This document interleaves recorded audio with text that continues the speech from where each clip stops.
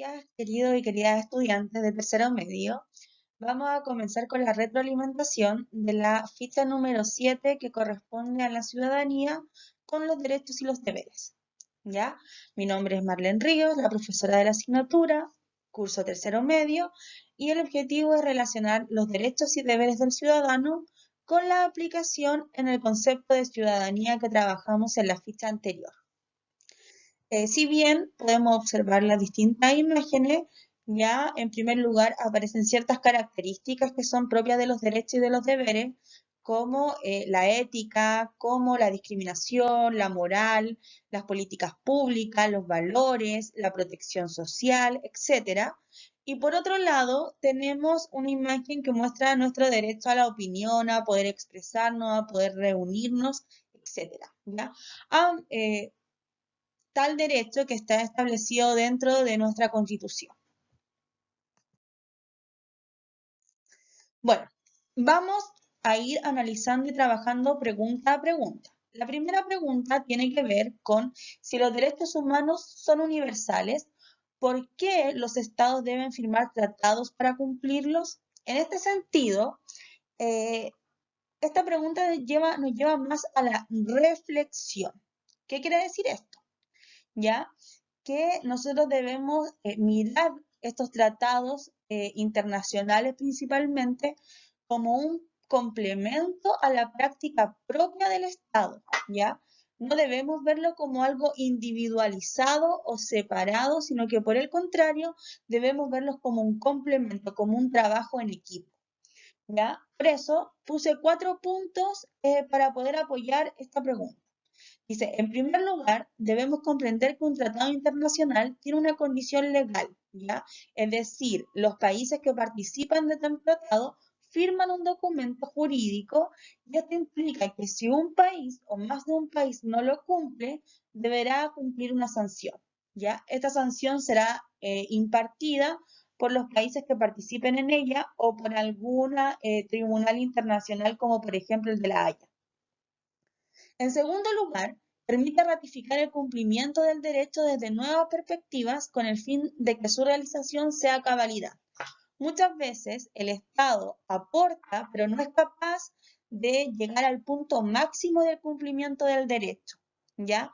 Entonces, participar de estos tratados permite ir ampliando las posibilidades de los ciudadanos, de que cada ciudadano pueda ir avanzando más en el cumplimiento de los distintos derechos constitucionales, que se relaciona directamente con los derechos humanos.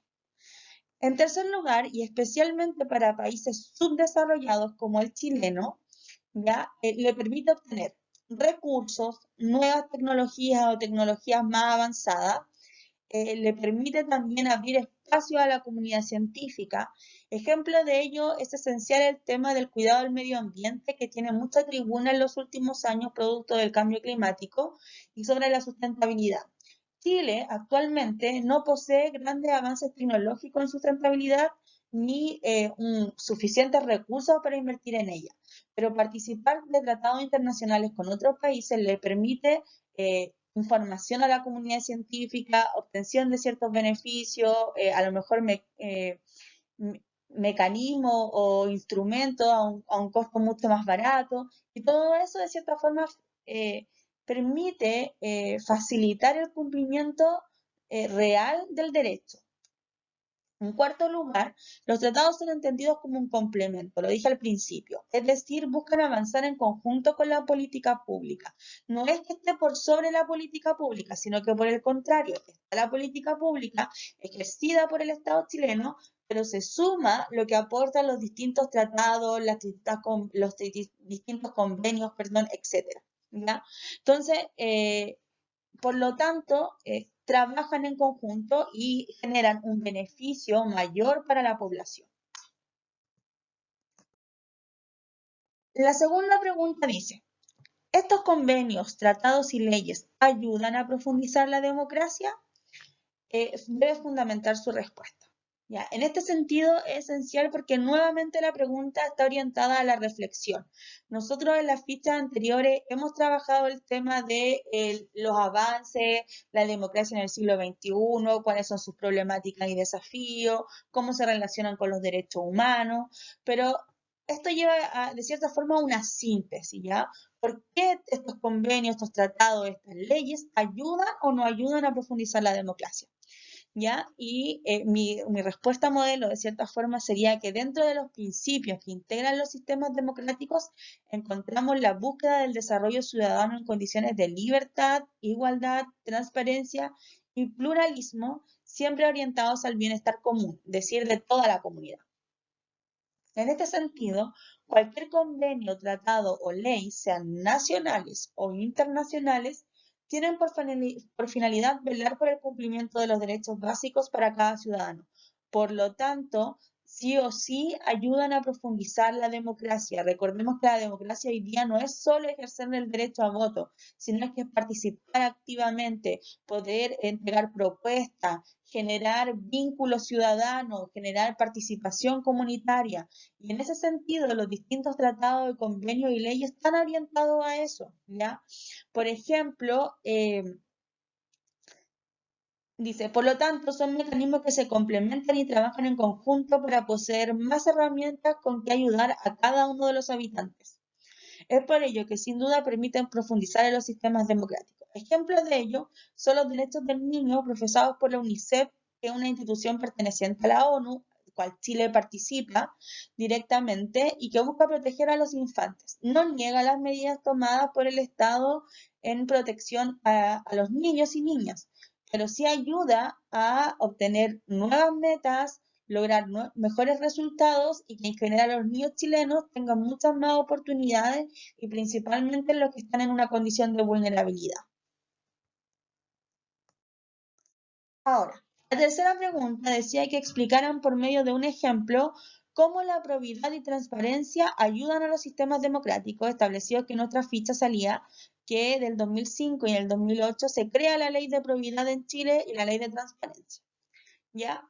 El ejemplo es un ejemplo de ficción. Usted tiene que usar el ingenio y la creatividad para desarrollar un ejemplo que sea contingente con lo que se pregunta y fundamental. Aquí yo hice dos ejemplos, uno ligado a la probidad y otro ligado a la transparencia. En primer lugar me pregunté por qué es importante la probidad. Claramente porque cada funcionario público debemos comportarnos de una forma moral y ética buena, ¿ya? O sea, debemos comprender, por ejemplo, yo que soy profesora, debo comprender que estoy ayudando al proceso de formación de niños y jóvenes. Y en ese sentido, mi ejemplo muchas veces les permitirá a ustedes tomar a lo mejor algún día buenas o malas decisiones. En el ejemplo número 1 dice, el alcalde de San Antonio fue una celebración del Día del Profesor junto a todo el gremio de los colegios municipales. En la fiesta bebió unas copas de más y comenzó a hacer un escándalo con el director del DAEM, que es el encargado de la educación de los colegios municipales. Esta situación tuvo que ser llevada al Consejo Municipal, ligado principalmente a la probidad. ¿Cuál es la importancia? ¿Cuál es la importancia de mi ejemplo? Lograr sancionar a los involucrados. Ya en este caso era el alcalde de San Antonio y el director del DAEM, ¿ya? Ver remediar situaciones que no correspondan por parte de los imputados o sea, de las autoridades, perdón, frente a acciones indebidas. Cada autoridad, independiente del cargo que detente, requiere un comportamiento ejemplar, ¿ya? Por eso puse el ejemplo del alcalde, porque es nuestra mayor autoridad dentro de la comuna de San Antonio. Pero aún así, fuera el caso del presidente, también puede ser enjuiciado por la ley de probidad porque recae en ella todo tipo de autoridad. De lo contrario, o sea, si la autoridad no tiene un ejercicio ejemplar de su labor, deberá aceptar la sanción establecida por la ley. En el ejemplo número 2, dice Francisca, necesita hacer un portafolio con los avances de las políticas públicas sobre educación a distancia producto de la pandemia por el COVID-19. Como está en cuarentena, pudo obtener la información mediante la página Transparencia Activa, en donde obtuvo todas las nuevas resoluciones sobre el tema a trabajar con las autoridades y sus respectivas funciones. Ahora, la pregunta es, ¿cuál es la importancia de que haya una ley de transparencia? ¿Ya? Lo más importante es que entrega la información a todos los ciudadanos que la requieran, ¿ya? Independiente de la condición política, independiente de la condición social, independiente de si es migrante o no, ya la información debe estar disponible si usted es ciudadano o ciudadana chilena, ¿ya? Y eso también permite que las instituciones funcionen de una forma más adecuada, más transparente y vaya disminuyendo los índices de colusión, malversación de fondos o cohecho, ¿ya? Así que tomen en cuenta, cualquiera de ustedes, cualquiera de nosotros, podemos pedir y exigir que nos entreguen la información. La última pregunta estaba orientada a este documento. Ustedes debían leerlo y responder sobre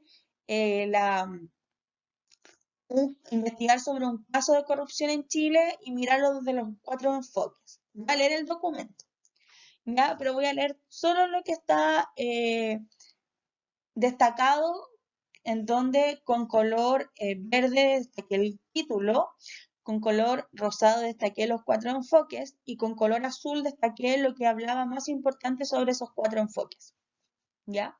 Entonces, el texto dice enfoques técnicos acerca de la corrupción, ¿ya? Dice que hay 4 enfoques, un enfoque económico, uno cultural, uno determinado por las instituciones de la corrupción y otro por los estudios de opinión pública. En cuanto a los factores económicos, dice que los países que poseen un Producto Interno Bruto o un índice de desarrollo humano alto presentan bajos niveles de corrupción, sucediendo lo opuesto con los países más pobres. En ese sentido, Chile, como un país pobre o en vías de desarrollo, dentro de esta lógica, presenta un alto índice de corrupción. En materia cultural, se centra esencialmente en la religión, ya comprendamos que hay países que son gobernados y dirigidos por la religión, como son los musulmanes, ¿ya? Entonces se habla que las naciones protestantes, ¿ya? Las naciones como Estados Unidos, como Inglaterra, como Australia, presentan indicadores más bajos de corrupción que las católicas como Chile. Otro dice que son determinantes instituciones de la corrupción y tiene que ver con los impactos de los sistemas electorales, ¿ya? Y dice que los sistemas políticos resultan más permeables a la corrupción son los presidenciales o los parlamentarios, ¿ya? Principalmente por la forma en la que se ejercen los votos o sufragios, ya que son determinados, entonces claramente se puede recaer en malas prácticas para obtener el voto. Y el estudio de la opinión pública dice que en general hay 2 miradas. Una mirada es desde la mirada determinante de la corrupción, pero otra es por la percepción de la comunidad sobre la corrupción. Y dice, uno de los argumentos centrales es que la corrupción daña la legitimidad de la democracia, ¿ya? Claramente, cuando un gobierno, cuando un Estado se ve afectado por distintos casos de corrupción, claramente la sociedad comienza a decir que en verdad la democracia no existe o no se cumplen los principios y se pierde la confianza en ella, ¿ya? Y eso es quizá uno de los mayores problemas en los cuales se está viendo inserto Chile en la actualidad. Ahora bien, usted debe buscar un tema de corrupción que haya sido, que haya vivido Chile durante los últimos años y relacionarlo con los enfoques. ¿Ya? Yo aquí abarqué uno desde los 4 enfoques, que es el caso Cabal, que corresponde al tráfico de influencia ejercido por Sebastián Dávalos, hijo de la presidenta Michelle Bachelet, ya ayudando a la obtención de un crédito por 10 millones de dólares a su esposa. ¿Ya? Fue uno de los casos más